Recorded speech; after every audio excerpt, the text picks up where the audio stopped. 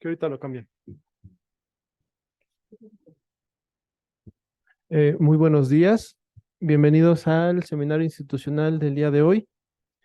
Eh, Antes de comenzar, les recordamos que tenemos dos salidas de emergencia. Una está a su lado izquierdo, otra a su lado derecho. Les sugerimos también poner en modo avión o en silencio su celular. Y en caso de no traer cubrebocas, por favor de sentarse dejando un espacio del compañero de al lado. El día de hoy nos acompaña la doctora Alma Piñeiro Nelson. Ella es bióloga por la Facultad de Ciencias de la UNAM y doctora en Ciencias por el posgrado en Ciencias Biomédicas de la UNAM también. Llevó a cabo su tesis de licenciatura y doctorado en el Instituto de Ecología y realizó una estancia postdoctoral en la Universidad de California en Berkeley entre 2013 y abril del 2013 y 2015. Desde junio del 2015 es profesora investigadora titularse de la Universidad Autónoma Metropolitana Campus Xochimilco, adscrita al Departamento de Producción Agrícola y Animal.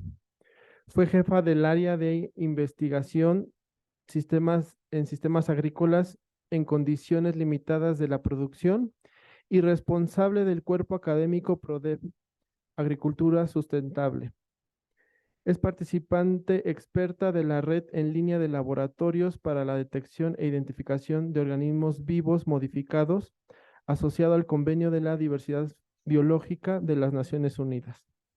Es miembro del Sistema Nacional de Investigadores y recientemente realizó una estancia sabática en la Universidad de California State. Sus áreas de especialidad son la genética molecular del desarrollo de plantas, la bioseguridad y biomonitoreo del maíz nativo en México, así como la ecología evolutiva del desarrollo del maíz. Ha investigado procesos de desarrollo floral en la Candones esquismática y especies selectas de zingiberales y de Amarilidaceae. En el área de bioseguridad y biomonitoreo del maíz genéticamente modificado, ha participado en investigaciones relacionadas con la detección de transgenes en semilla, grano y alimentos derivados del maíz, así como el estudio de dinámicas ecológicas y humanas que favorecen el flujo de transgenes en esta gramínea. Actualmente dirige proyectos de investigación enfocados en la ecología evolutiva del maíz nativo en México y participa en cuatro proyectos de investigación del CONACYT como responsable y corresponsable técnica.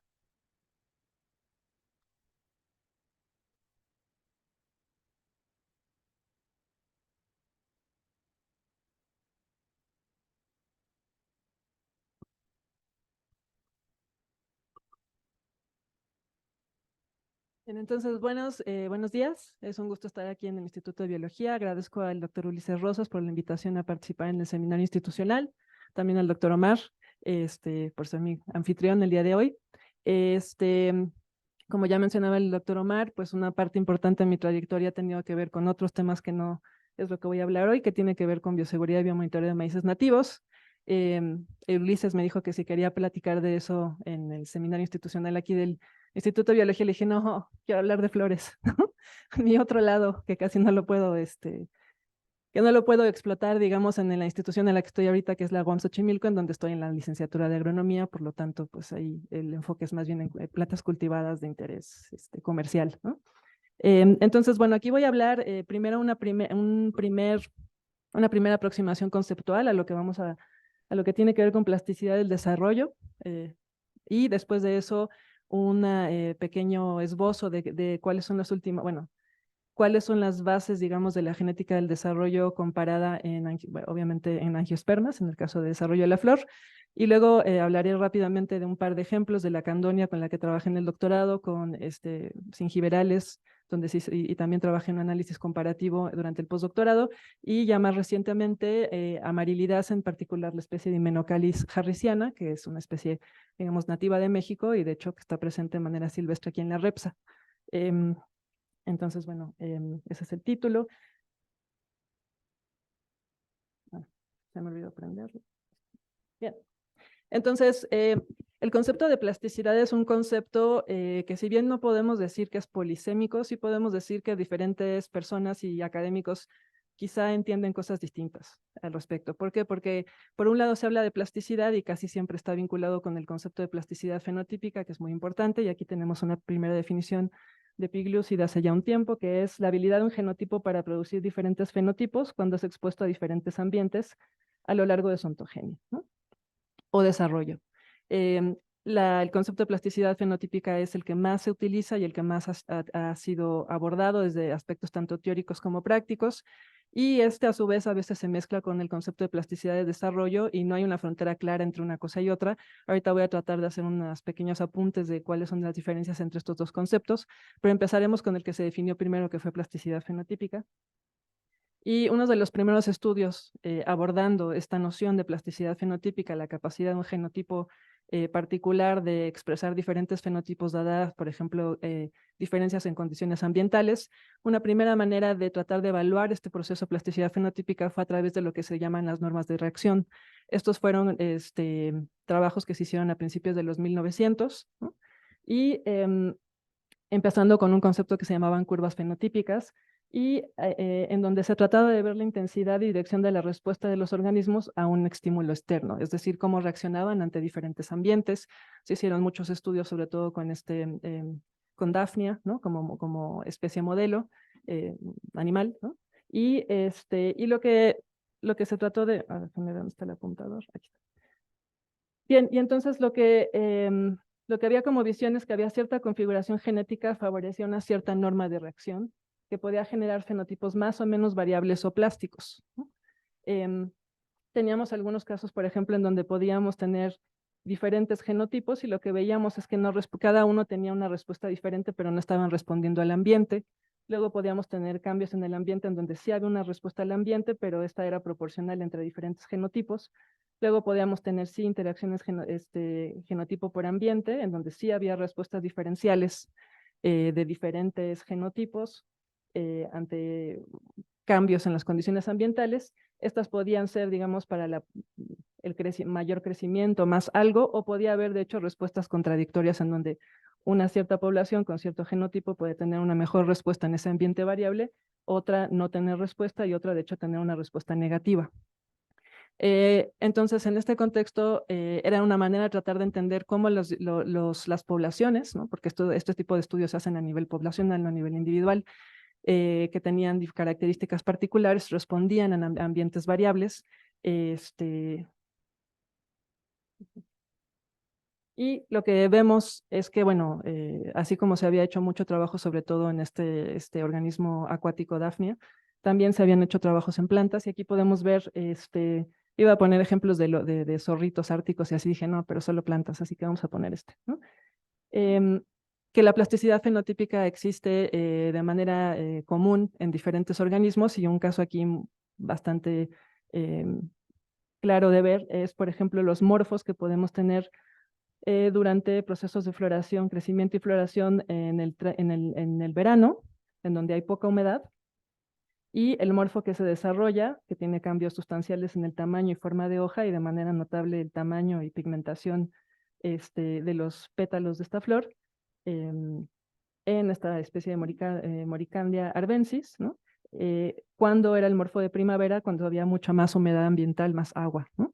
Entonces, esta plasticidad, digamos, fenotípica ha sido documentada en diferentes especies, tanto modelo como no modelo, ¿no?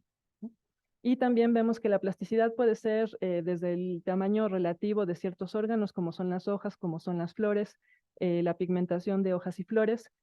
Y también podemos tener otros procesos de plasticidad fenotípica en donde, por ejemplo, se dan modificaciones en el mismo organismo durante el mismo momento de crecimiento, no en generaciones alternadas, en donde vemos, por ejemplo, lo que se conoce como heterofilia, y un ejemplo claro de este fenómeno es en Ranunculus peltatus, que es un tipo de ranúncula que es acuático, y lo que vemos es que las hojas que están sumergidas tienen básicamente la venación central y muy poca lámina, mientras que las hojas que sí están por arriba del nivel de agua, pues tienen una lámina mucho más desarrollada, ¿no? Y bueno, esto es como se ve, digamos, en condiciones naturales, y aquí lo que estaban viendo era que también se afectaba dependiendo de la temperatura. Entonces, aún las hojas que pueden estar afuera, digamos, del nivel del agua, que habitualmente tienen una lámina más grande, su desarrollo también está dictado por cuestiones no solo ambientales entendidas como estar adentro o afuera del agua, sino también la temperatura externa, ¿no? Mientras que las hojas sumergidas pues tienen un fenotipo muy, muy característico.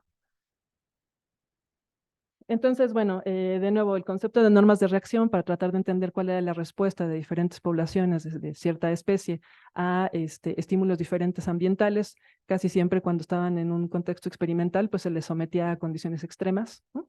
Se ha ido sofisticando, digamos, este concepto de normas de reacción. Este es un esquema que sacamos de un artículo de hace relativamente poco, donde ya estamos incorporando, por supuesto, la noción del componente genético de manera explícita. Cuando se sacaron las normas de reacción, pues todavía realmente no se sabía cuál era la molécula exacta de la herencia, ¿no? Si bien ya, por supuesto, existía la genética como disciplina, y lo que tenemos es que, bueno, a partir de los genes podemos tener diferentes diferencias genéticas. Luego podemos tener que expresión diferencial nos da, y comunicación intracelular nos da definición de diferentes tipos de linajes celulares, ¿no? Me voy a acercar mejor acá. Hola, ¿sí se oye? Sí. Ok, y entonces lo que podemos tener es que entre las diferentes redes tenemos genes, pero esos genes no actúan en el vacío, ¿no? Sino que la manera en la que se pueden dar la definición de, por ejemplo, diferentes tejidos y órganos es a través de redes de regulación genética que además tienen una expresión, tienen una acción diferencial en diferentes partes de un organismo multicelular. Luego tenemos que también tenemos procesos de comunicación intercelular en donde muchas veces se pueden mover diferentes moléculas, en particular RNA. Y entonces se genera una serie de redes genéticas acopladas también en el espacio físico del organismo. Tenemos campos físicos y químicos que también, digamos, sesgan cuál es el proceso de comunicación entre estas redes acopladas. Y por supuesto, estas diferentes redes acopladas nos pueden dar fenotipos distintos. Y aquí nos dicen, bueno, que se puede desarrollar un fenotipo particular bajo una condición ambiental específica, y podemos desarrollar, por ejemplo, un fenotipo distinto bajo otra condición ambiental, y eso nos generaría lo que se conoce como un paisaje epigenético distinto, o un tercer o cuarto fenotipos, y que esta condición, algo que es importante, que esto de nuevo es una sofisticación de lo que ya había como noción cuando se plantearon las cosas en el concepto de norma de reacción, es que hay una retroalimentación ambiente-genotipo, ¿no? O sea, también hay una relación, digamos, dinámica entre el ambiente en el que en que se está desarrollando un organismo y el fenotipo con el que termina instanciándose, ¿no? Esto lo menciono, sé que en este instituto eso puede ser muy evidente para varios, pero muchas veces cuando estamos viendo conceptos de genética mendeliana clásica se termina evitando toda esta complejidad y también la parte de condición ambiental, ¿no? Sin embargo, la mayoría de los rasgos de naturaleza poligénica tienen una retroalimentación fuerte entre el ambiente, el genotipo y el fenotipo. Tengo que cambiar con este. Bien, entonces, de nuevo, el concepto que más se usa es plasticidad fenotípica, ¿no? Pero también podemos hablar de plasticidad del desarrollo, que de nuevo son conceptos que se tocan, ¿no? El primero que presentó una noción de plasticidad del desarrollo y el proceso de canalización fue la propuesta de Conrad Waddington en los 40, 50 del siglo pasado, en donde él planteó que había lo que él llamaba paisajes epigenéticos. Entonces, en ese contexto de paisajes epigenéticos estaba hablando de las diferentes propiedades emergentes que puede adquirir, por ejemplo, una célula indiferenciada cuando va por diferentes, digamos, caminos ontogenéticos para terminar siendo una célula con una identidad ya específica, ¿sí? En este momento no había el concepto de epigénesis como lo conocemos ahora, vinculado con el asunto de cambios bioquímicos, ¿no? Que afectan la regulación de DNA, etcétera, etcétera, sino estaba hablando de un concepto un poco más, llamémoslo holístico, en donde lo que decía es que podíamos tener una célula totipotencial y dependiendo de, digamos, cuáles eran las trayectorias por las que iba atravesando durante el proceso de desarrollo y diferenciación, podía terminar teniendo diferentes identidades, ¿no? Y una vez que se iba había, digamos, posibilidad de diferenciarse en diferentes tipos de tejidos, por ejemplo, pero una vez que se empezaba una cierta trayectoria de desarrollo, terminábamos con la posibilidad de, por ejemplo, todavía dar dos tipos celulares distintos y eventualmente ya íbamos a un proceso que estaba más determinado y que Waddington llamó canalización, ¿no? Entonces, bueno, algo importante cuando hablamos de plasticidad de desarrollo y ahorita en el contexto de lo que voy a hablar, que es evolución del desarrollo floral, estamos hablando de las diferentes características, digamos, de desarrollo y morfogenéticas que pueden modificarse en diferentes, que se han modificado, de hecho, en diferentes linajes de angiospermas y cómo a partir de tener cierto patrón o cierto plan básico, que ahorita vamos a ver cuál es, digamos, la piedra de toque cuando se hace genética del desarrollo en flores, que es el modelo ABC de determinación floral. Si tenemos una cierta base plástica, a partir de ahí podemos seguir diferentes trayectorias y podemos generar variabilidad. Entonces, bueno, la perspectiva desde la biología evolutiva del desarrollo o EVODEVO es una perspectiva que lo que intenta, en términos generales, hay muchas diferentes ramas o diferentes aproximaciones a la biología evolutiva del desarrollo, pero en general lo que se trata en esta disciplina es tener un enfoque que integra tanto la filogenia, la ontogenia y los procesos morfogenéticos que se dan durante el desarrollo para explicar la emergencia de procesos y patrones, así como fenotipos novedosos. Y cuando hablamos de fenotipos novedosos y estamos hablando de plasticidad del desarrollo, no estamos hablando ya nada más de cómo un genotipo específico puede responder a ambientes distintos, sino cómo un genotipo específico en un proceso macroevolutivo puede dar paso a diferentes patrones de desarrollo que eventualmente en una especie, digamos, incipiente se pueden canalizar y generarme un fenotipo muy robusto. Y entonces, bueno, la intención también de la biología evolutiva del desarrollo es tratar de entrar a la caja negra del desarrollo para entender procesos de diversificación y otros procesos macroevolutivos, incluyendo, sí, por supuesto, procesos de selección natural, ¿no? Y ya dentro de las múltiples disciplinas desde las que se puede, digamos, tener un enfoque de biología evolutiva de desarrollo, tenemos también una perspectiva de genética del desarrollo donde se enfatiza el entendimiento de las bases moleculares que afectan el desarrollo del fenotipo. Y que también nos pueden ayudar a explicar los procesos de diversificación que han ocurrido a gran escala en diferentes linajes de seres vivos. Yo voy a hablar de flor en específico como una estructura modelo, pero esto también ha sido abordado de manera muy importante en animales, ¿no? Y en otros organismos multicelulares. O bueno, también en protistas unicelulares, pero con ya características también complejas, ¿no? Entonces, bueno, la flor como una novedad evolutiva, pues lo que tenemos es, después del origen de la flor como estructura que dio paso a un linaje súper importante de seres vivos que es el dominante, digamos, en cuanto a plantas terrestres en el planeta, tenemos, bueno, una estructura canónica de la flor, en donde de afuera para adentro tenemos los sépalos, luego tenemos los pétalos, luego tenemos en general los estambres, y luego al centro de la flor tenemos el carpelo, que puede tener un carpelo cerrado, ¿no? Que da origen al fruto una vez que se lleva a cabo la fertilización, que puede tener diferentes estructuras, número de óvulos, etcétera, pero que permitió la dispersión de la semilla, la protección y la dispersión de la semilla. Y bueno, esta estructura canónica en el sentido de flores hermafroditas se mantiene pues en arriba del 95% de angiospermas. Sin embargo, esta estructura canónica sí ha generado, sí ha tenido diferentes variantes a lo largo del gran linaje de las angiospermas. Aquí solo voy a mencionar algunas de los rasgos que se han modificado en la flor. Y me voy a centrar en aquellos que están en verde, corona, ¿no? Entonces, bueno, tenemos, por ejemplo, en el linaje de las amarilidaceae, de las que voy a hablar un poco más a detalle más adelante en mi charla, tenemos la emergencia de lo que se ha considerado un quinto órgano floral, que es la corona. Que la corona es una estructura laminar de textura y forma petaloide que circula, ¿no? Es una copa que circula los estambres y el carpelo y está por arriba de los pétalos. Y bueno, se ha considerado una estructura que desde el punto de vista de desarrollo no está propiamente derivada ni de los pétalos ni propiamente derivada de los estambres. Por eso es que se considera una estructura novedosa. Porque algo que es importante enfatizar es que mucha de la morfología diversa en plantas con flor, en flores en específicos, se deriva de modificaciones a nivel de de los verticilos de estambres y pétalos, ¿no? Ya sea fusiones entre ellos, ya sea cambios homeóticos entre ellos, ya sea laminarización de estambres, esterilidad y laminarización que generan estructuras novedosas. Entonces, los dos verticilos más plásticos en el contexto general de evolución de la flor como estructuras son en general los pétalos y los estambres. Tenemos algunos casos notables en donde podemos tener lo que son inversiones de órganos sexuales, en este caso con la Candina schismática, una especie pues, nativa de nuestro país, en la selva lacandona, en donde tenemos una inversión, en donde tenemos estambres centrales y carpelos externos a los estambres.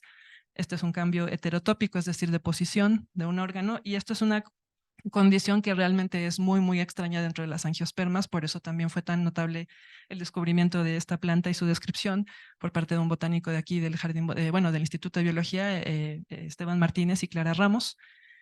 Pero tenemos otros procesos que también nos generan, que han generado estructuras notables, como es por ejemplo la columna, ¿no? En las orquídeas, que también dicho sea de paso es un grupo de monocotiledonias muy, muy exitoso desde el punto de vista de, digamos, distribución, diversificación, número de especies. Y lo que tenemos es que la columna, pues tenemos una fusión entre una parte del estambre con una parte del carpelo y una estructura DOC que no se encuentra en otras angiospermas.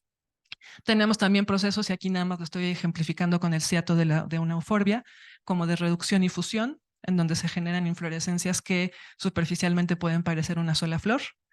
Y tenemos, como les mencionaba, procesos en donde podemos tener una amplia diversificación de estaminodios que adquieren identidad petaloide y que terminan siendo parte importante e integral de la configuración de la flor.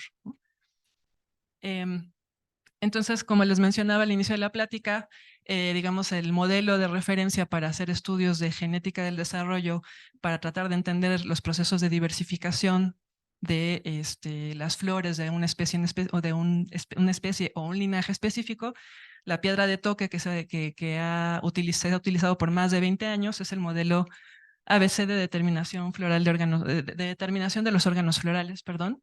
Y este modelo es importante notar, y luego voy a regresar a esto al final de mi charla, fue generado a partir del estudio de mutantes homeóticos, es decir, mutantes en donde la pérdida de la expresión de ciertos genes generaba fenotipos, generaba flores, en donde se sustituían ciertos órganos por otros. Algunos órganos se perdían y otros se duplicaban. Aquí estoy presentando la especie modelo Arabidopsis thaliana, que es una de las especies más importantes que se estudia, que se sigue estudiando desde el punto de genética del desarrollo en todos los órganos, en realidad. Aquí vemos de nuevo su estructura canónica, tiene sépalos verdes afuera, tiene pétalos libres, luego tenemos estambres y al centro tenemos un carpelo. Aquí tenemos su fórmula floral, también nada más para ver que tiene 6 estambres, etc. Y lo que vemos es que investigadores como son Reichman, Meyerowitz y Bowman, ¿no? De manera importante a final de los 80s del siglo pasado, estudiaron estos mutantes a partir de hacer un tamizaje de mutantes generados con un mutágeno, y lo que vieron es que había plantas donde, por ejemplo, se perdía la identidad de los sépalos eran más bien bracteolarias en vez de sépalos, y se perdían también los pétalos. Y de hecho había también problemas de fusión con el carpelo. Luego teníamos el mutante, digamos, otro mutante que le pusieron a P3 por apétala, porque de nuevo no presentaba pétalos, sí tenía estambres, sí tenía sépalos, pero no tenía pétalos y no tenía estambres. Y lo que teníamos era una doble capa de sépalos y carpelos, digamos, adicionales a los que habitualmente hay en esta especie. Luego tenemos el otro mutante homeótico en donde en la ausencia de la función del gen agamus, lo que teníamos era la pérdida de los órganos reproductivos y generábamos flores que tenían muchas capas de pétalos. Al centro podían generar un carpelo, sobre todo cuando estaban en partes más superiores de la inflorescencia, y eso probablemente tiene que ver con regulación hormonal. En ese momento no se conocía, pero tiene que ver con el tráfico de auxinas. Pero lo que nos generaban eran plantas en donde se habían perdido tanto sépalos como tanto estambres como carpelos. Y aquí, bueno, nada más para contrastar la planta de tipo silvestre. Entonces, estos mutantes que están aquí son mutantes de pérdida de función, donde no se está expresando un gen específico, que además es un gen que son factores de transcripción. Los genes que son factores de transcripción, solo recordemos que son aquellos que modulan la expresión de otros genes blanco, y dependiendo en qué momento del desarrollo estos genes homeóticos están o no presentes ejerciendo su función, podemos tener cambios muy extremos en el fenotipo. Estos son cambios que también es importante mencionar, son cambios cualitativos, es decir, se pierden órganos, se duplican otros, no son cambios, digamos, de calidad, sino de cantidad, sino de calidad.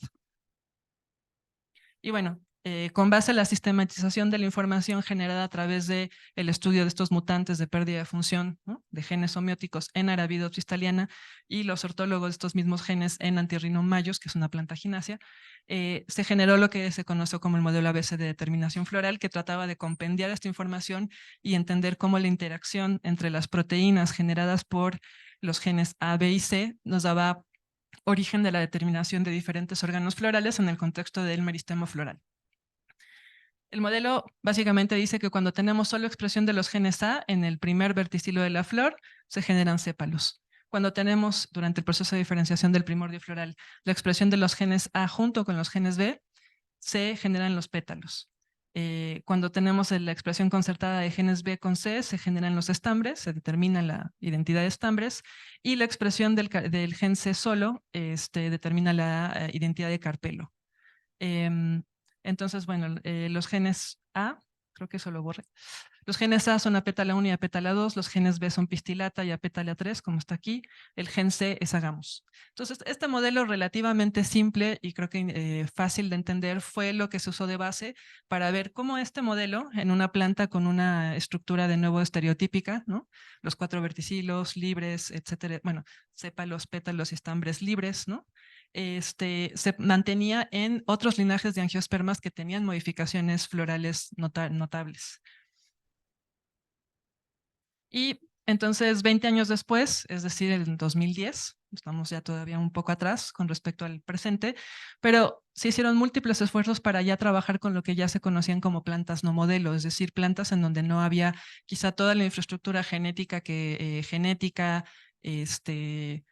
eventualmente proteómica, transcriptómica, etcétera, que existe hoy por hoy en Arabidopsis thaliana, pero una vez más que tenían morfologías contrastantes, como podía ser fusión de los órganos del perianto, también fusión de la cabeza de los estambres.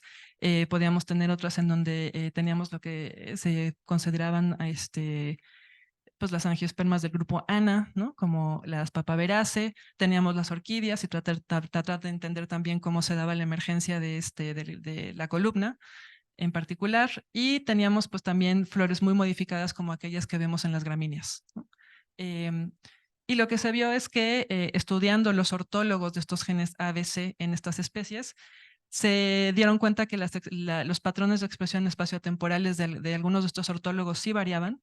Voy a mostrar nada más algunos ejemplos distintos en donde, por ejemplo, en las flores de Polyganaceae lo que teníamos es que la expresión de los genes B se desplazaba hacia el centro del meristemo y por lo tanto las capas del perianto que teníamos eran básicamente de tipo cepaloide.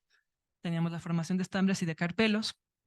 En el caso de orquídeas y varias otras angiospermas, aquí solo estoy hablando de orquídeas porque hay varias que cumplen, digamos, este patrón, lo que teníamos era un desplazamiento del patrón espaciotemporal, es decir, dónde se estaban expresando durante el meristemo de desarrollo, en desarrollo y diferenciación los genes B y se desplazaban también hacia el verticilo que debería de dar los sépalos, y lo que acabábamos era con 2 capas del perianto que eran de tipo petaloide. En Poaceae, que es una flor de nuevo muy modificada, lo que se encontró es que el modelo ABC de hecho se mantenía, ¿no?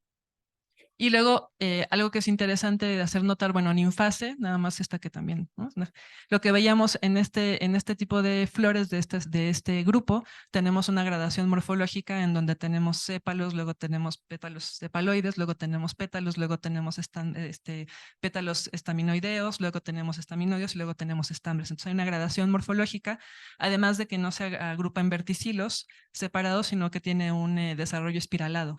Y lo que se vio es que esta gradación morfológica estaba vinculada también con una expresión, digamos, difusa de los genes ABC, que no estaban ocupando, digamos, patrones de espaciotemporales dentro del meristemo en desarrollo bien definidos espacialmente, sino que tenían una gradación, y eso que estaba vinculado directamente con la gradación morfológica que se ve en especies de este grupo. Y otra cosa que que encontró también es que los genes B y C estaban presentes en gimnospermas, ¿no? Donde pues obviamente no hay flor, pero sí tenemos órganos sexuales bien diferenciados.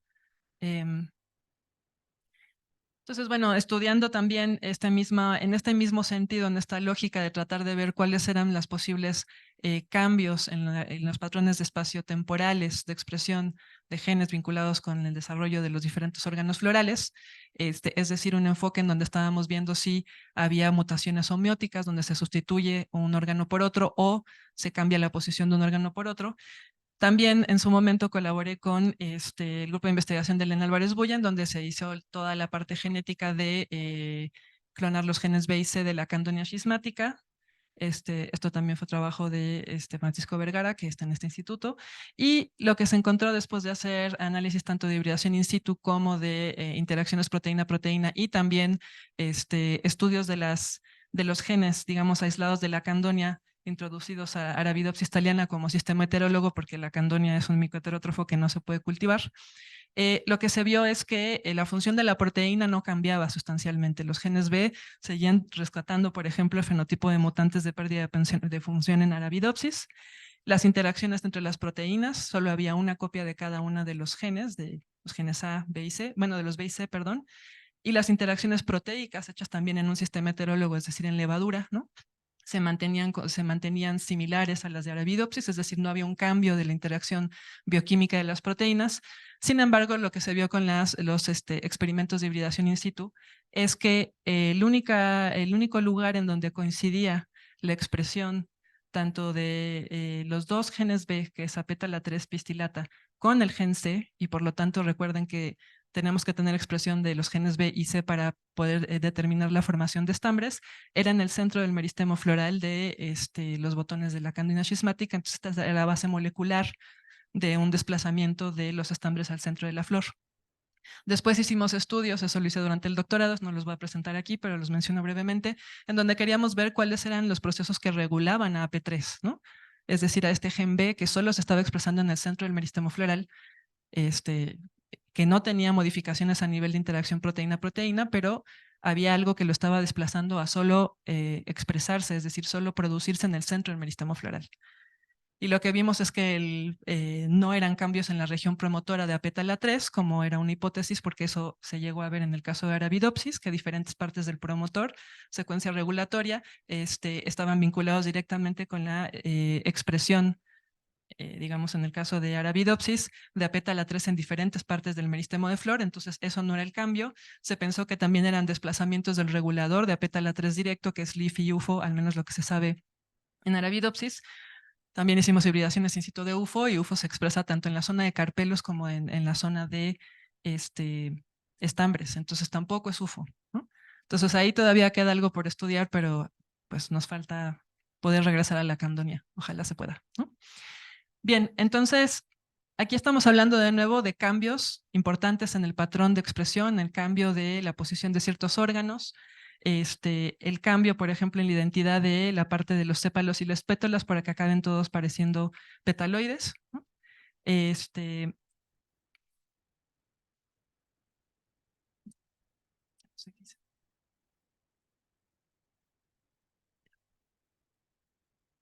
Bien, y con base a estos estudios que hice durante el doctorado, también bueno, ya en el postdoctorado, entré a trabajar con el grupo que trabajaba mi entonces asesora, Chelsea Spech, que eran el orden de las gingiberales.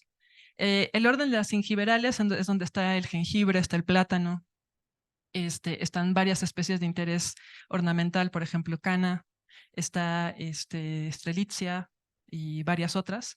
Tiene un fenómeno que ocurre a lo largo del orden que es muy interesante.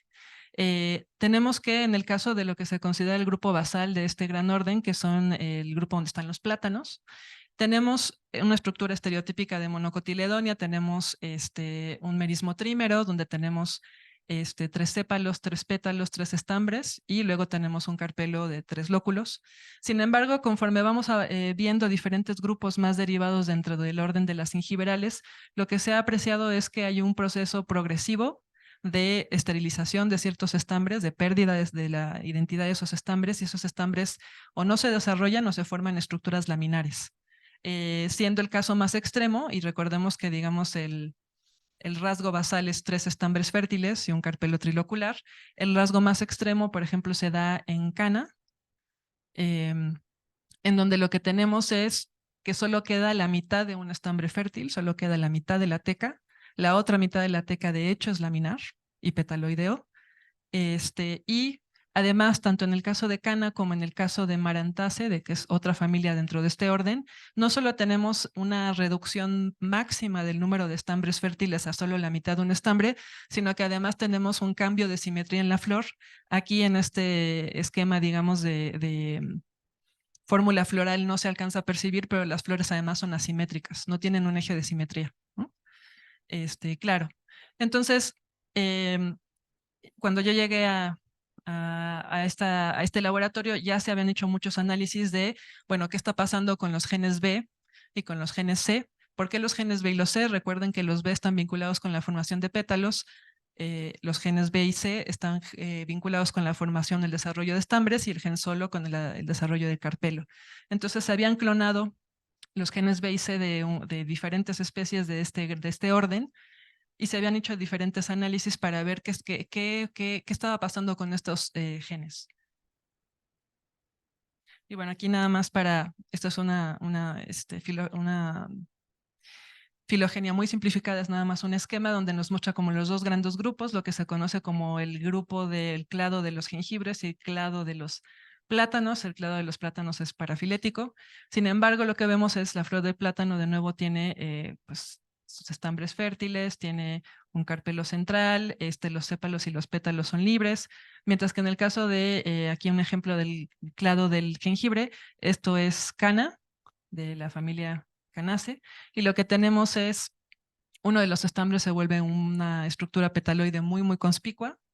Aquí tenemos otros pétalos. Los pétalos en realidad son filamentosos y poco conspicuos, es decir, lo que vemos de la flor de cana, la mayoría son estambres modificados, ¿no? La parte del despliegue más importante son estambres modificados, estériles por supuesto.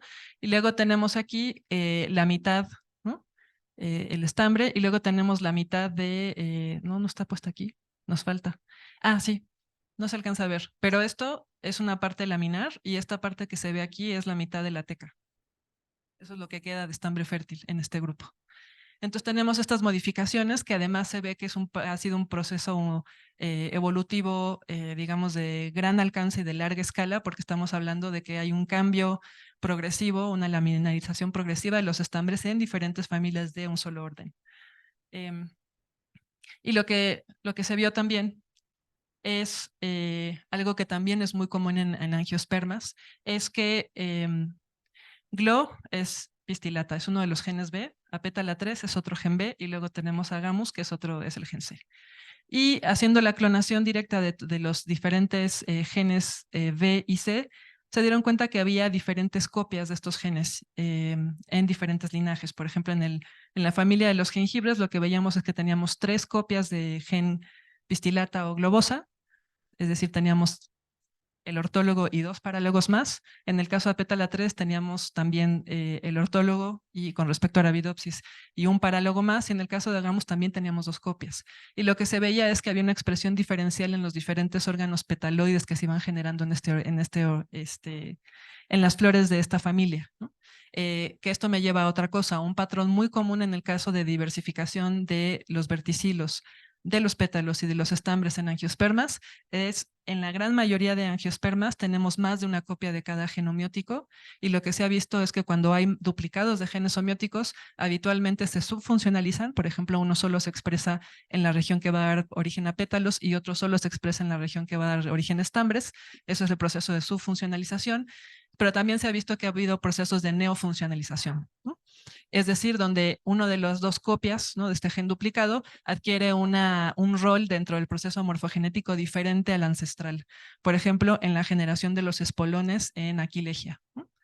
Entonces ahora sí voy a entrar allá al grupo que es foco de este trabajo, que son las amarilidáceas. La Amarilidae como familia es una familia cosmopolita. La única parte en donde no se ha registrado pues es en la Antártica, ¿no? Es sobre todo, en el particular, en la subfamilia de Amariloidae, es pantropical. Y bueno, estas plantas se consideran que en general son geofitas, hay 75 géneros, esto solo para Amariloidae, perdón, y más de 900 especies. Y aquí lo que les pongo es un compendio de los diferentes géneros de la subfamilia Amariloidae que se distribuyen de manera natural en México. Tenemos el género Ipeastrum, esta es cultivada, ¿no? Pero bueno, es nada más representando uno de esos géneros. Ipeastrum, tenemos Sephirantes, tenemos Crinum, tenemos Sperkelia, que se considera ahora parte del grupo de Ipaestrae, y tenemos Hymenocalis. ¿Por qué, digamos, me enfoqué en esta familia? Porque esta familia tiene algo que es muy interesante. En la subfamilia Amariloidae, ahora se considera taxonómicamente que la familia Amarilidae incluye tanto a los ajos y cebollas en la subfamilia Alioidae, incluye también a la familia Agapandoideae, nunca lo puedo decir bien, Agapandoideae, ¿no? Que son los agapandos, y incluye, por supuesto, a las amarilidáceas en sentido estricto. Entonces, yo solo me voy a enfocar a hablar de la subfamilia Amariloidae, y dentro de esta familia, que es la más diversa, digamos, la subfamilia, que es la más diversa dentro de este gran grupo de monocotiledonias, lo que tenemos es que hay mucha variabilidad floral. Tenemos desde inflorescencias comprimidas, que en términos, digamos, globales parecen una sola flor, pero en realidad están compuestas de muchas flores individuales pequeñas, como es el caso de estas amarilidáceas que son sudafricanas. Tenemos otras especies, por ejemplo, como Galanthus, en donde tenemos no solo que las flores son pendientes, sino que hay una diferencia sustancial entre el tamaño de los sépalos y los pétalos. Tenemos Ipeastrum, que tiene en general sépalos y pétalos libres. Luego tenemos otras modificaciones también de simetría. La mayoría se considera que son actinomórficas, pero también tenemos zigomorfía, es decir, un cambio en el eje de simetría de la flor. Pero también lo que tenemos es la emergencia de la pseudocorona y corona como una estructura, una quinta estructura petaloide que está presente en algunas de las especies de esta subfamilia. Entonces, bueno, lo que es novedoso es que tenemos sí los 4 verticilos canónicos de todas las flores, pero además tenemos en algunas de ellas una corona o una pseudocorona bien desarrollada. Y bueno, algo que es importante, y voy a retomar esto más adelante en la charla, es que la floración es dependiente de la temperatura y humedad disponible en el suelo, como pasa con las geofitas. Entonces, la gradación morfológica, aquí lo ejemplifico nada más con 3 especies, es desde especies como Sephirantes, en el género Sephirantes lo que tenemos es que tenemos sépalos, pétalos, estambres y carpelos, cada uno libre. Cuando menciono que son libres es que no están atnados entre ellos, ¿no? No hay una fusión parcial entre alguno de los diferentes órganos de la flor, ¿sí? Tenemos casos intermedios, como el caso de Hymenocalis, en donde tenemos una corona que se considera estaminal, y sí, efectivamente es estaminal, en donde los pétalos son estos pétalos filamentosos y poco conspicuos, y en realidad lo que está, digamos, haciendo la función sustantiva de despliegue floral para la parte de polinización tiene que ver con esta pseudocorona. Se considera pseudocorona porque está entreverada entre los filamentos de los estambres, a diferencia de lo que ya se considera una quinta estructura así autónoma, aunque hay variación dentro del género de narcisos, que es la corona. Entonces, la corona sí es una estructura que, al menos en algunas especies de narcisos, como Narcissus bulbocodium, que es nativo de España, lo que tenemos es que la corona se desarrolla de manera autónoma con respecto al verticilo de los sépalos, de los pétalos, de los estambres y los carpelos. Entonces emerge una quinta estructura que, de nuevo, su función ecológica más importante es atracción de polinizadores. Entonces nosotros ya se han hecho estudios con narciso por parte de otros investigadores, y nosotros nos enfocamos a Hymenocalis. Entonces, bueno, ¿qué características tiene Hymenocalis? Hymenocalis, y además leyendo la literatura, y a lo mejor aquí el doctor García, que es experto en monocotiledonias, nos saca de la duda, pues de repente se dice que tiene 50 especies, luego dicen que tiene 70 especies. En México se asume que hay 32 especies, pero he visto diferentes reportes de si hay más o menos especies. Algo de lo que dificulta la taxonomía de este grupo de Hymenocalis es que si bien tiene la flor, tiene una pseudocorona muy característica, las flores son muy similares entre diferentes especies, es decir, todas, hasta donde sé, todas son blancas, ¿no?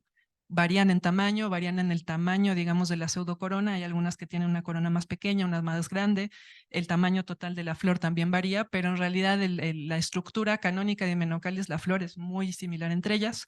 Creo que también eso dificulta su taxonomía.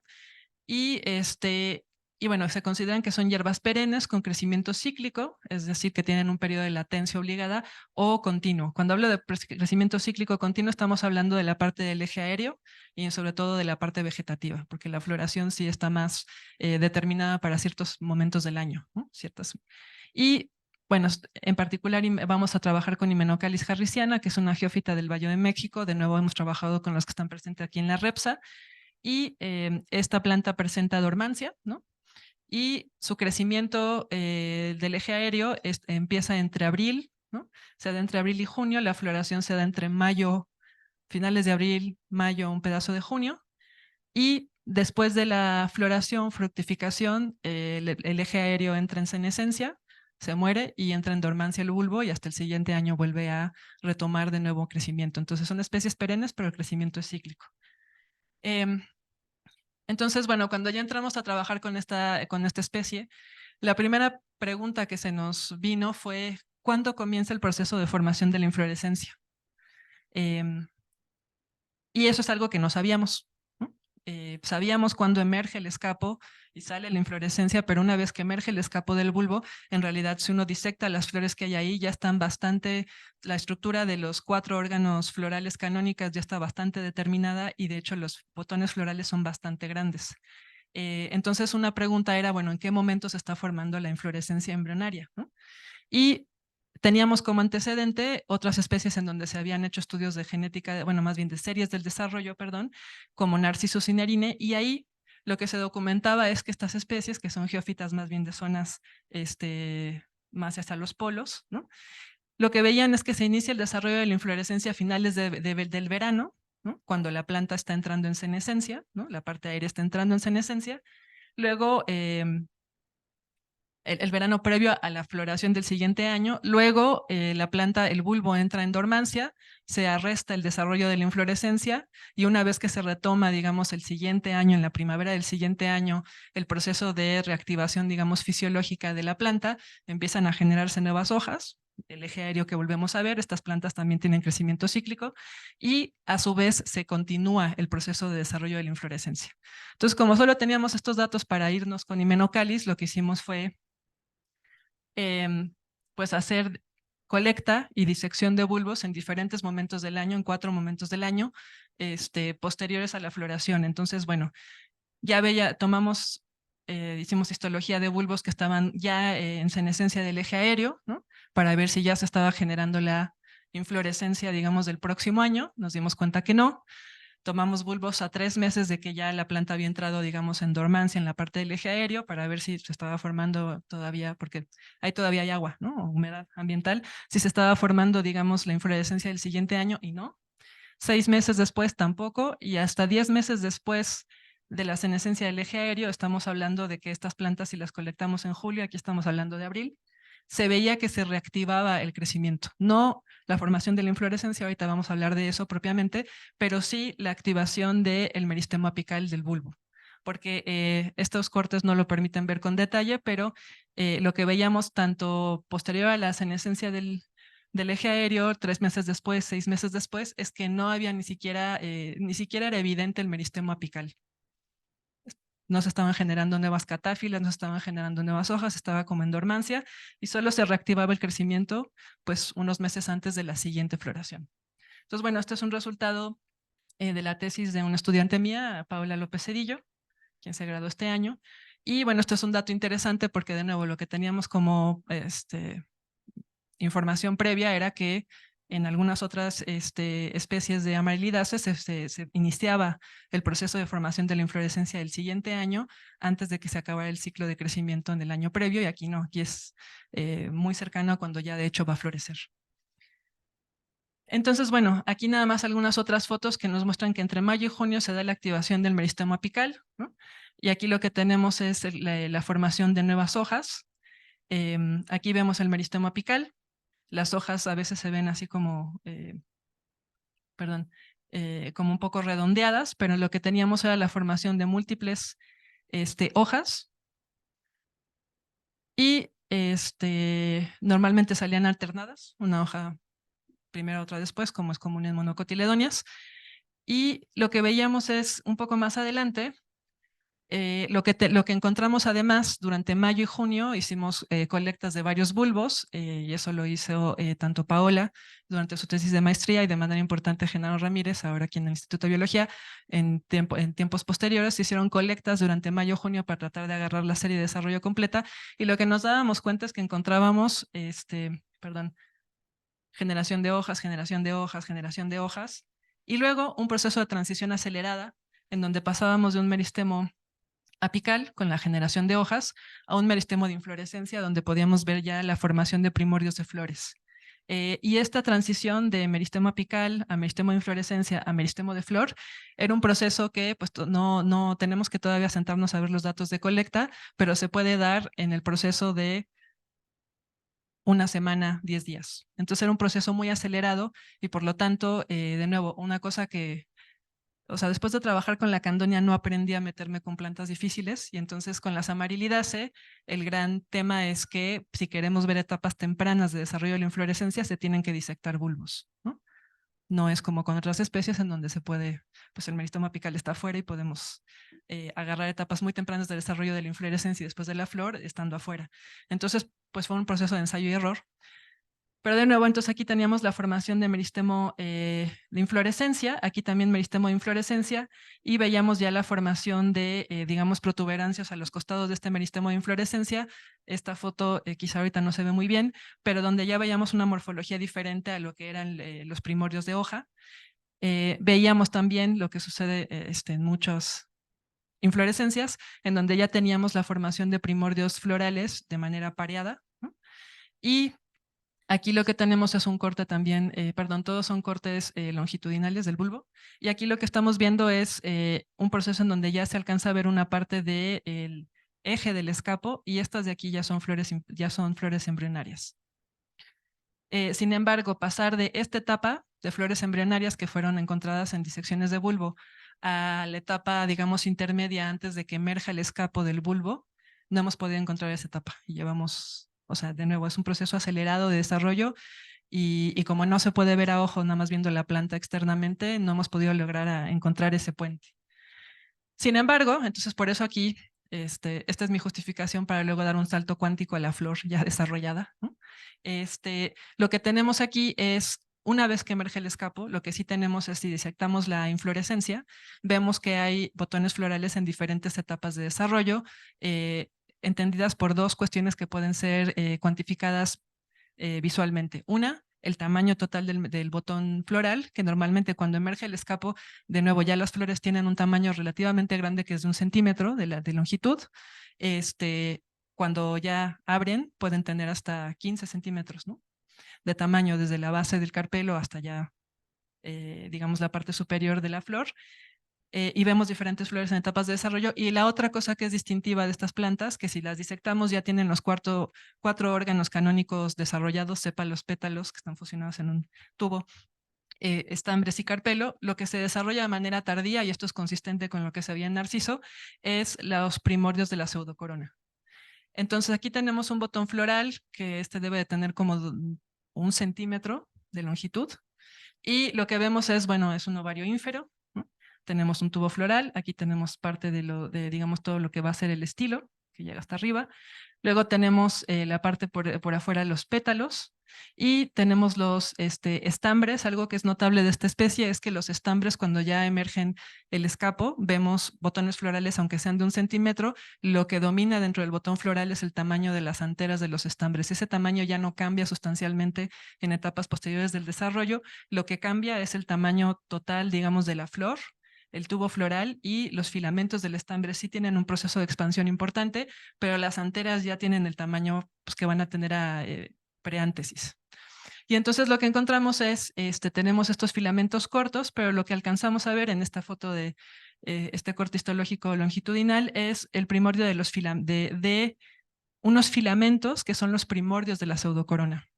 Y eso lo podemos ver de nuevo porque ya son flores relativamente grandes con cortes en fresco. Entonces aquí vemos estos también de Paola López, y lo que vemos es aquí una antera, de nuevo ya tiene un tamaño proporcionalmente muy grande el botón floral porque ya la antera en sí no va a crecer mucho en tamaño.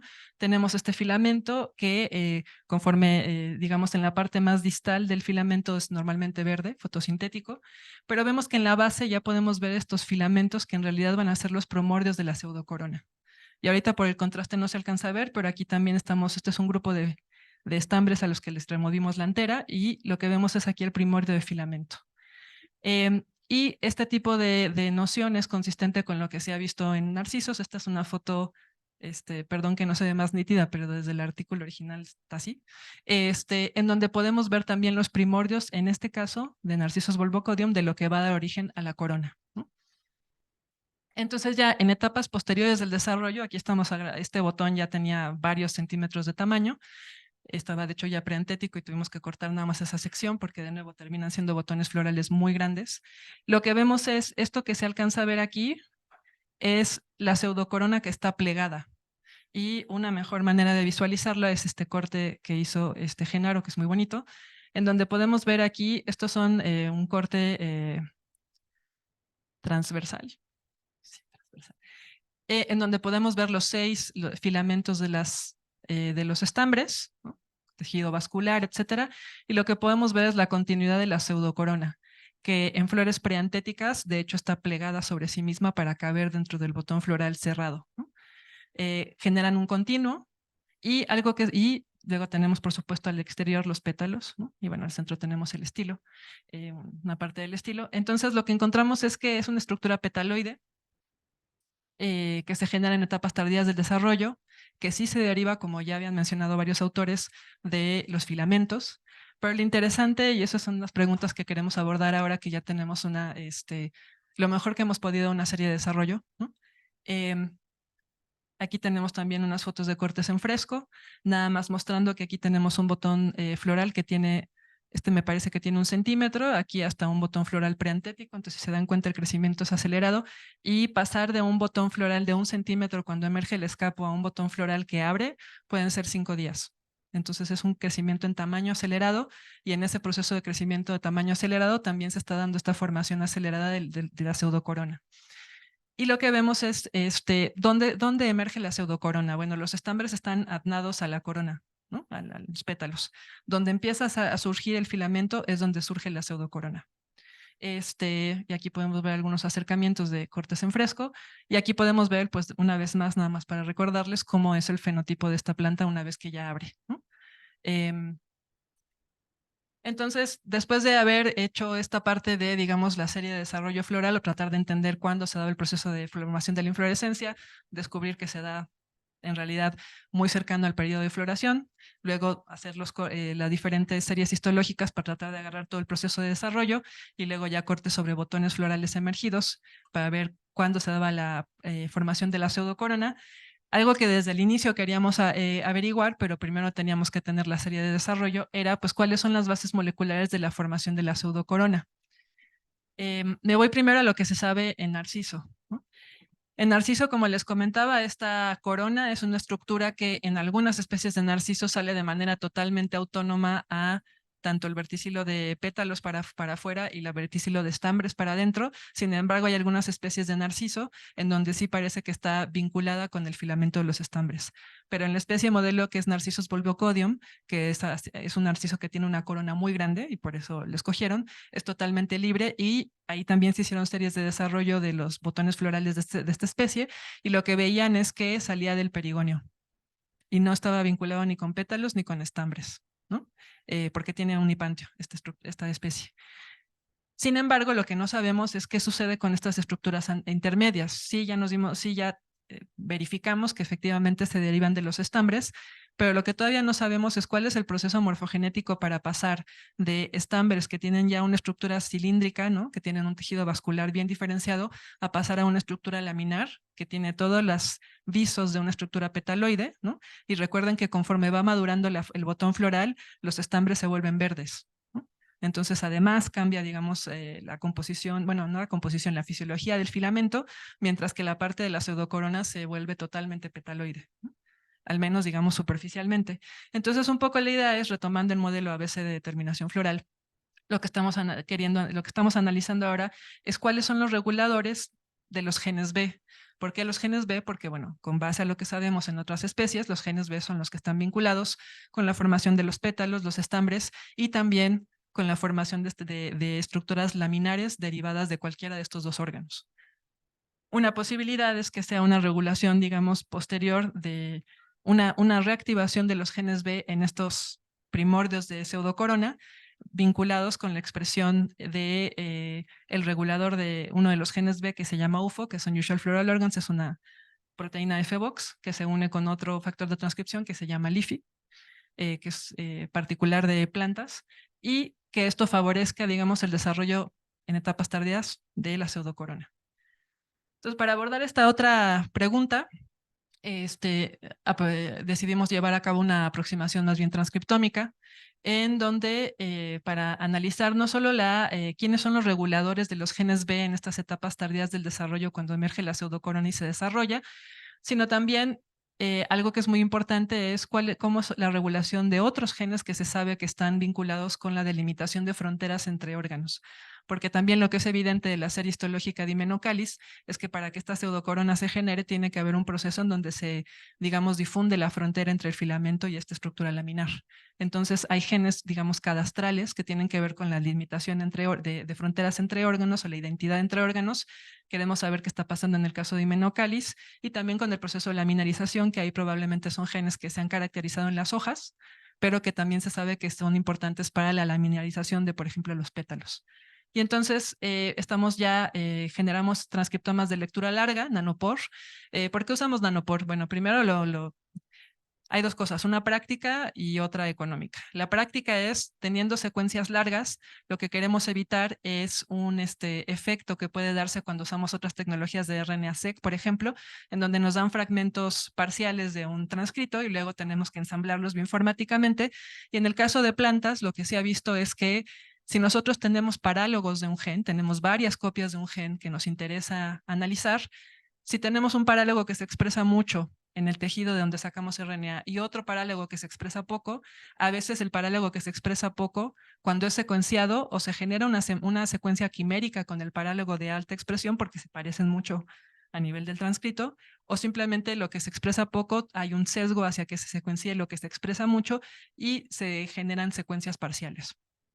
Entonces hay una cuestión técnica de RNA-seq y luego hay una cuestión bioinformática de RNA-seq que lo que termina normalmente generando estos programas es secuencias consenso. Y eso, lo que hemos visto en plantas donde hay parálogos es que a veces te obscurece ciertas copias que pueden ser, en este caso, relevantes para nuestras preguntas. En el caso de secuenciación de lectura larga, pues en principio vamos a poder secuenciar los transcritos completos y podemos evitar este problema, ¿no? Estamos en el proceso de análisis de datos. Ya generamos transcriptomas en botones florales de 1 centímetro, es decir, todavía inmaduros. Y también lo que hicimos fue generar transcriptomas a nivel del perianto, a nivel de los estambres, solo la parte delantera, luego de la pseudocorona junto con una parte del filamento. Y luego ya en flores preantéticas, ahí sí se puede disectar propiamente la pseudocorona sin agarrar filamento, entonces también generamos transcriptomas de eso y en el carpelo nada más para ver qué está pasando y poder también hacer minería de datos y sacar los ortólogos de genes que sabemos que están vinculados con el proceso de regulación de la formación de pétalos, estambres y la frontera entre órganos. Esta es una colaboración con la doctora Ana Almeida de California State University. Y entonces, bueno, otras investigaciones, y aquí ya voy a terminar, están enfocadas más en la frontera con la ecología evolutiva del desarrollo. Eso nos regresa a los procesos de plasticidad fenotípica que pueden estar bajo procesos de selección y sí generarnos diversificación dentro de un linaje. Y lo que queremos ver es también las bases del crecimiento cíclico del eje aéreo y su relación con la posible adaptación a ambientes extremos, en particular en el caso mexicano, no es tanto la temperatura aérea y del suelo, sino sobre todo con la presencia o ausencia de humedad, de agua, ¿no? Haciendo también una aproximación de transcriptómica comparada. ¿Por qué? Porque en realidad les he hablado nada más de Harrisiana, pero también hemos trabajado un poco con otra especie que es Hymenocallis littoralis. Hymenocallis littoralis pues se distribuye de manera, digamos, natural, además de que es una ornamental, en la península de Yucatán y en las dunas costeras de la península de Yucatán, en Quintana Roo, por ejemplo. Y lo que tenemos es tenemos plantas que vienen de ahí, y lo que vemos es que estas plantas tienen crecimiento continuo del eje aéreo, es decir, todo el tiempo están generando hojas, sí tienen una temporada de floración marcada, pero todo el tiempo tienen hojas, mientras que Harrisiana, completa su ciclo de crecimiento vegetativo, floración, fructificación y entra en dormancia sin importar si uno la sigue regando, si le pone fertilizante, es decir, si tratas de manipular el sistema para que el bulbo no entre en dormancia. Entonces ahí hay una componente genético importante, y lo interesante del género Hymenocallis como tal es que todas las especies se agrupan o aquellas que tienen crecimiento cíclico o aquellas que tienen crecimiento continuo, ¿no? Y sin embargo es un grupo que filogenéticamente está muy claro que es monofilético, etcétera. Entonces esto habla de diversificación a nivel de los ambientes en los que se han desarrollado las diferentes especies. Y también probablemente estamos hablando de regulación de epigenética por dos cosas. En aquí, esta foto se las puse fuera de mi casa. Esta es Hymenocallis littoralis, aquí pueden ver la inflorescencia. Esta es Hymenocallis harrisiana, y aquí pueden ver, no es tan claro, pero esta también es la inflorescencia, todavía está cerrada. Y cuando yo conseguí plantas de la península de Yucatán, estas plantas siempre florecían en agosto, que es su periodo normal de floración, aún estando en la Ciudad de México, bajo condiciones ambientales diferentes, florecían en agosto. Harrisiana, de nuevo, el grueso de la floración es en mayo. Y lo que sucedió es que habían mantenido este ciclo, digamos, de obligadamente solo florecer en mayo, obligadamente solo florecer en agosto o alrededor de agosto, y el año pasado florecieron al mismo tiempo y fue en mayo. Entonces está habiendo también un proceso ambiental que está en este caso, digamos, cambiando la regulación de la floración en litorales. Harrisiana está comportándose como se comporta habitualmente, y probablemente estamos hablando también de procesos epigenéticos. Es una hipótesis, digamos, fuerte, dado que esta planta venía de la península y lleva 4 años aquí y ahora empezó a cambiar su tiempo de floración, pero eso también nos lo sugiere otro experimento que hemos hecho al paralelo, que es propagar vegetativamente a través de cultivo in vitro, ¿no? De las disecciones que hicimos para pues, generar la serie de desarrollo de Hymenocallis harrisiana, hicimos propagación in vitro, y estas plantas, que también tienen como 4 años, lo que sucedía es que crecían todo el tiempo, no entraban en dormancia, y apenas este año empezaron a tener el proceso de dormancia obligada. Eso quiere decir que durante el proceso de propagación in vitro, donde se utilizaron algunos inductores de crecimiento, probablemente hicimos algún cambio epigenético que está revirtiendo, ¿no? Algo que es común cuando uno pasa por cultivo in vitro. Entonces, bueno, esto es lo que sigue. Y bueno, ya con eso termino, no sin agradecer a los colegas y sobre todo las colegas con las que he compartido esta trayectoria, ¿no? Elena Álvarez Bulla, Adriana Garay, Esteban Martínez, Katia Frank, Carla Sánchez, Alejandra Celeste, Chelsea Spech, Ana Almeida, Roxana Yocten, Paula López, que está aquí en el auditorio, Genaro Ramírez, que también está aquí, Isaí Amado, Estela Sandoval, aquí del Jardín Botánico, Sonia Vázquez Santana, Judith Márquez, María Teresa Olivera, del anexo de la Facultad de Química, todas ellas las últimas personas muy importantes en el proyecto Hymenocallis. Y también quiero agradecer a Jorge Nieto Sotelo y a Salvador Arias, que en su calidad de jefes de Jardín Botánico me dieron autorización para sacar bulbos, ¿no? Y poder hacer la serie de desarrollo. Y también el doctor Avisay García, que también está aquí, y lo agradezco, que pues también nos ayudó en parte de darnos su venia para poder sacar algunos bulbos y hacer este análisis. Y bueno, esto es el fondo económico del que has hecho el trabajo de Hymenocallis harrisiana, y bueno, aquí fotos de algunos de los colaboradores. Gracias.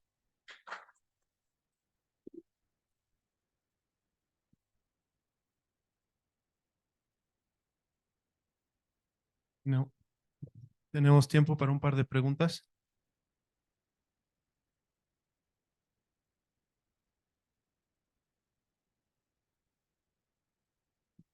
Doctora Alma, muchísimas gracias por su extraordinaria plática que nos acaba de dar sobre Hymenocallis. Para mí todo es nuevo sobre el desarrollo que tienen estas plantas, y bueno, lo de la pseudocorona es algo importantísimo. Mi pregunta va en ese sentido. Entonces, ¿el tejido de la corona se deriva directamente de los estambres, de los filamentos, o es un tejido que se elabora, que se origina de novo de la base de estos filamentos y si tiene alguna idea de por qué el filamento se sigue conservando verde y toda la corona, el resto de la corona es blanca. Ya sé que las especies, como dijo usted, son muy uniformes y más bien son las diferencias. Algunas tienen una corona pequeñita de medio centímetro y hay otras donde la corona es enorme. El tamaño, el ancho de los, de las partes de la hoja, la lámina principalmente, varía muy poco. Hay especies que sí se diferencian claramente por la lámina, pero en realidad estos desarrollos son muy continuos entre todas las especies y a veces se duda de dónde empieza una y dónde empieza la otra. Entonces no sé si tienen algo más acerca de esto o no. Gracias. Sí, gracias. Hola.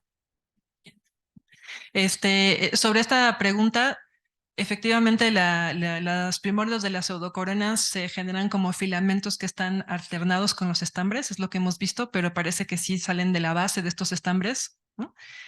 Sin embargo, algo que es notable, por supuesto, y usted lo está señalando, es el asunto de que una vez que se genera este primordio de pseudocorona, empieza un proceso de laminarización y un proceso, digamos, de identidad petaloide. Yo le llamaré así, a reserva de ver la base genética, de una identidad petaloide, donde en cuanto a textura, consistencia, color, son idénticos a los pétalos, ¿no? Mientras que el filamento sigue, el filamento del estambre, del que se dio este primer de pseudocorona, sigue en un proceso de diferenciación, ya no en cuanto a, digamos, ser cilíndrico, eso ya está, ¿no?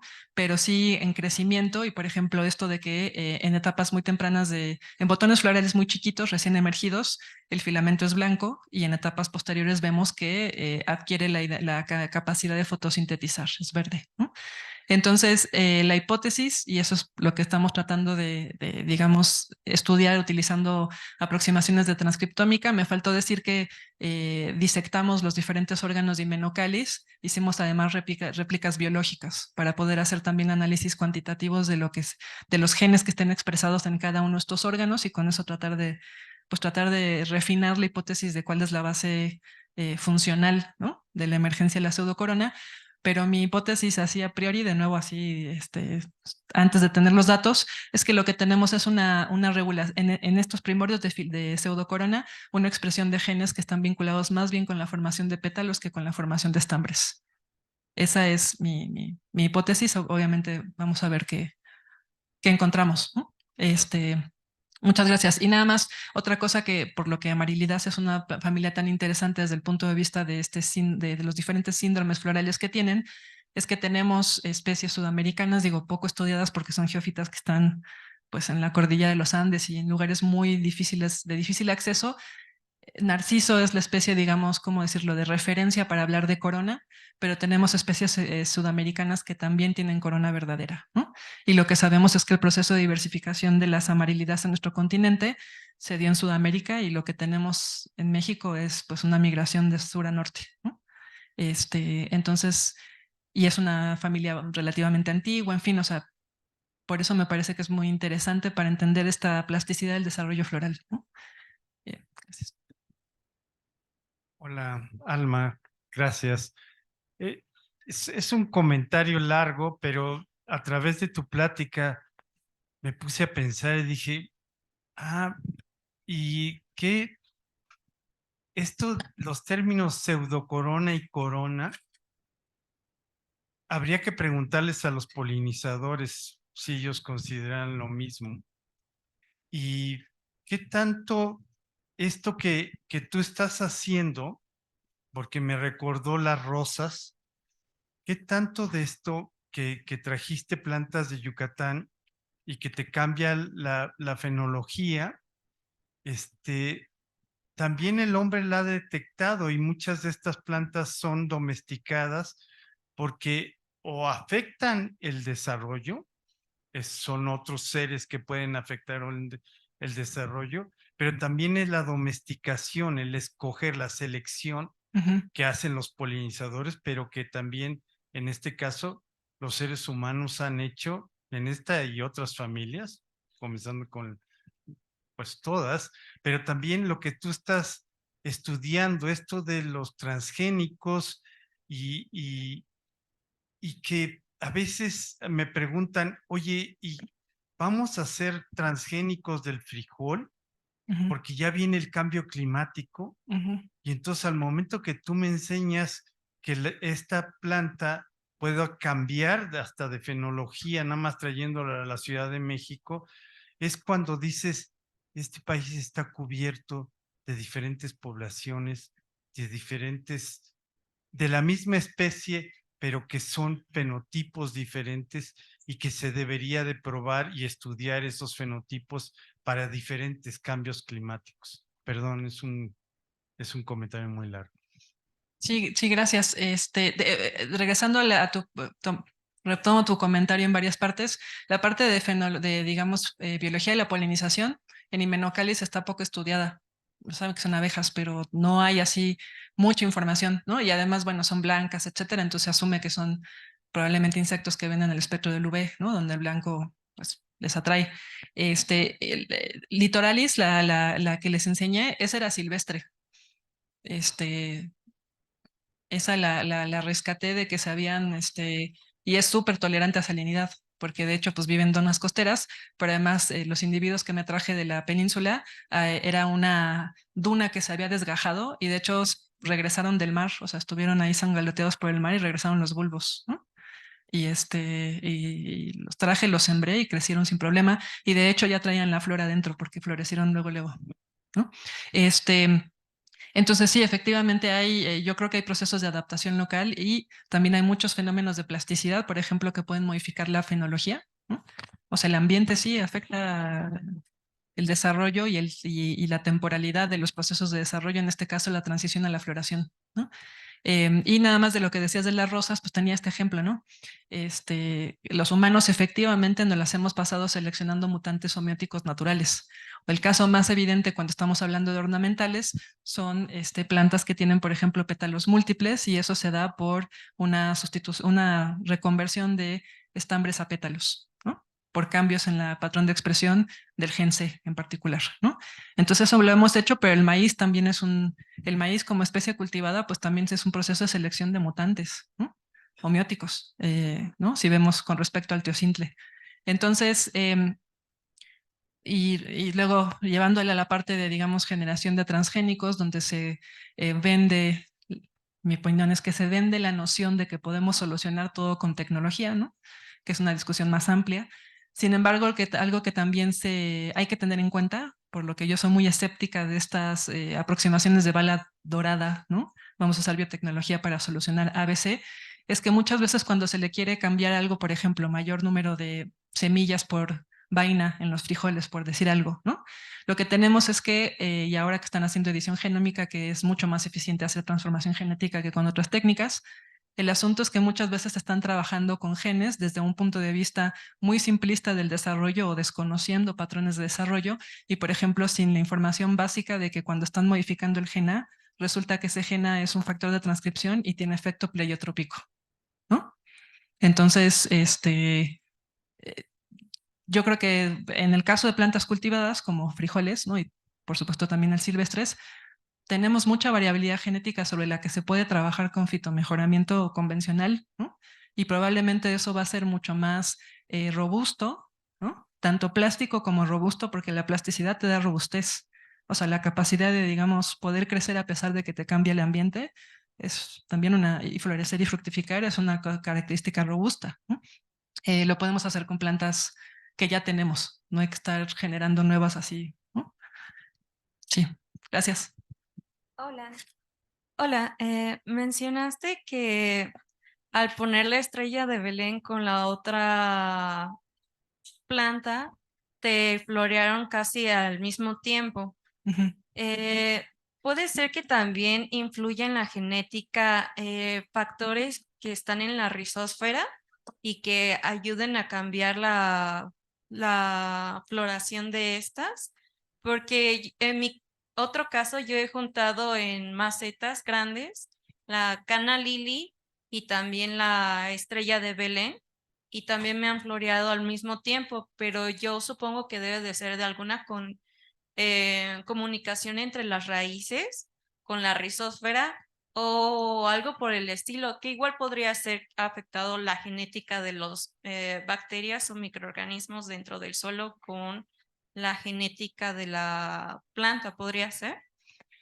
En el caso específico que mencionas ahorita de la foto de las dos especies diferentes de Hymenocallis que se sincronizó la floración, no creo que sea un asunto de rizósfera porque están en macetas y están en macetas diferentes entre sí. Que puede haber algún tipo de compuesto volátil, porque hay comunicación planta-planta por compuestos volátiles, podría ser. Yo sospecho, esa es mi hipótesis personal, que en este caso es una cuestión de la fenología. Perdón, es una cuestión del número de horas SOR y radiación y humedad. Creo que esos son los factores que están generando este cambio, ¿no? En Litoralis, que se está acelerando su proceso de floración con respecto a su temporalidad habitual en su sitio de origen. Sin embargo, también regresando a tu comentario, cada vez se ve más que la interacción planta-rizósfera es mucho más importante de lo que se consideraba y por supuesto que hay diferentes compuestos y metabolitos excretados por microorganismos del suelo que sí pueden sesgar y afectar el crecimiento de las plantas, ¿no? Sí. Bueno, le agradecemos a la doctora Alma y los invitamos a tomar café para seguir platicando con la ponente. Gracias.